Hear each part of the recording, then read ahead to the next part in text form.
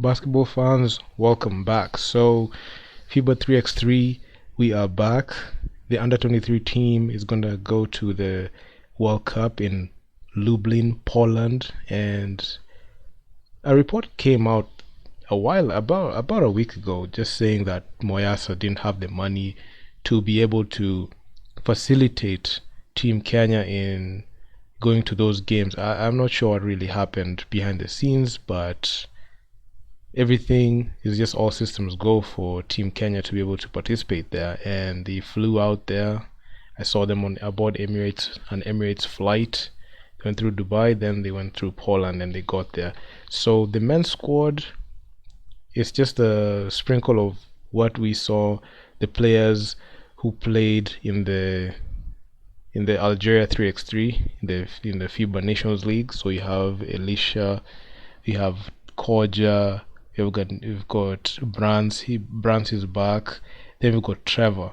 So in this delegation, they're only going with 4 players. Then on the women, being coached by Coach Tony Ochieng. So Coach Tony Ochieng has been coaching the 3x3 teams for quite some time now. Then you have on the women's side, we have Mary Lisa, Medina, got Marianne, and Barbara. I've not seen Barbara playing, and I've not seen her playing in these 3x3 assignments. So, but the 3 players, Mary Lisa, Medina, and Marianne, have played significant minutes together, and they have been in majority of the 3x3s that we have covered here on this channel. Then Coach Eunice Oma will be coaching that squad. Then the funny thing that I saw was the team manager. Hilmi Ali is the team manager, and the team manager for the ladies is Angela Luchivia. I'm not sure how it works as the vice chairman of the Kenya Basketball Federation and the assistant secretary general. How they qualify to be team managers is something I really don't understand at this point. And hopefully you're able to see something different. I'm not expecting too much from the men because the men really struggle, especially in these games. But on the women's side, I feel like we might have a chance, given like the strategies. If we maintain the strategies that we had, scoring and not being like unidimensional and one-dimensional offense, things might go our way. But if you look at the schedule, the women are gonna kick off tomorrow. It's going to be Kenya versus Netherlands, then Kenya versus China. I mean, the games are hours apart, but there's no much expectation, especially when it comes to the women's side. I know they're coming off winning the FIBA Nations League, but they're matching up against the Netherlands team and the Chinese team, so I don't know how they're going to match up against that.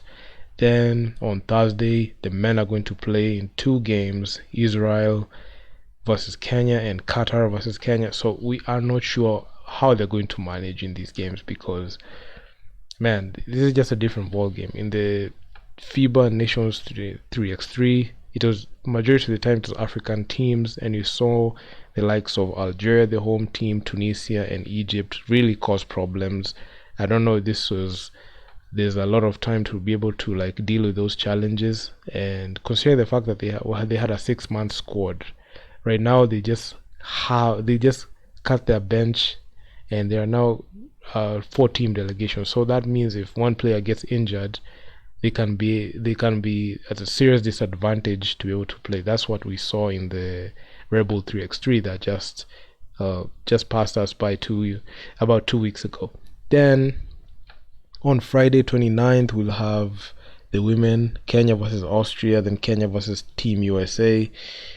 This is just going to be it's just going to be another difficult one. I don't know how the women are going to fare there. And also, Kenya will be matching up against Tunisia again. Let's see if they're going to be able to right the wrongs for the men's side. And Kenya versus Germany, the men. So it's been split women, men, women, men. So on Wednesday, tomorrow, we're going to see the women suit up. I'll be covering it as well, and in the normal way I've been covering it, the 3x3s, and also I'll be looking at the stats, and I'll be periodically posting the stats on my Instagram, and also the photos. Of course, I have to plug you the photos as well. I know where I get the photos and the HD ones, so that's one thing that I've seen. So in the funny thing I saw when I was looking at this whole situation was the letter that Moyasa wrote to Team Kenya, and they made it public that they didn't have the money and resources to make it to the World Cup. I don't know what happened behind the scenes, but apparently the money just came out of nowhere. And I have a hunch that it comes from like that MOU that they signed with the NBA. I know I've not talked about it extensively. I made a video talking about this situation where Kenya signed a MOU with the NBA, and looking at the way that situation looked like in basketball, it wouldn't be a good look for the cabinet secretary, the Ministry of Sport, not saying that they didn't even have this 3x3 in their master plan, considering the fact that it was put in the sports calendar, so they knew that this was going to happen. And looking at the way I reacted to that video, it was funny that not many people know about this, because KBF just are very poor at PR and marketing, and they don't know how to disclose information. They disclose information when it's happening. Not very many people even knew that. Not even many people know what Kenya did in the previous 3x3s like that. I know some reports can come out here and there on mainstream media. They only give it like a minute, and no one takes time to do a extensive research on what really happened in those games. So yours truly here, I will just keep you plugged with everything that you need to know.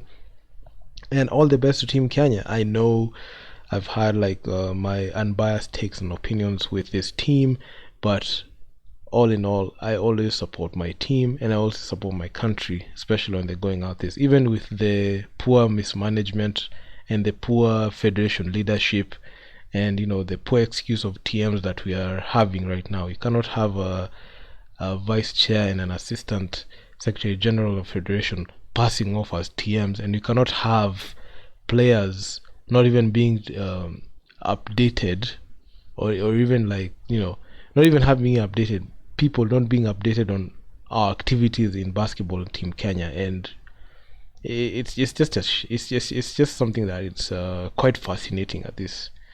And it looks like they're really trying to reduce that budget. They went with the 4 team. They went only 4 players per team, for 4 for the women's side and 4 for the men's side. So I'm not sure how their depth they'll deal with that, because in the Nations League they had significant depth and help.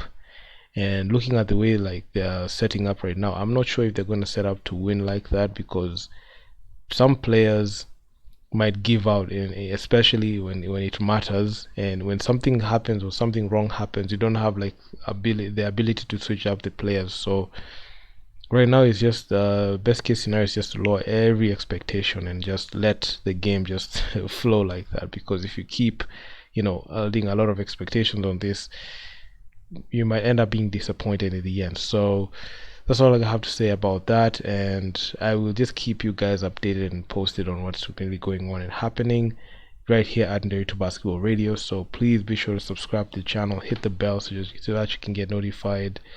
And I'm out. Peace, guys.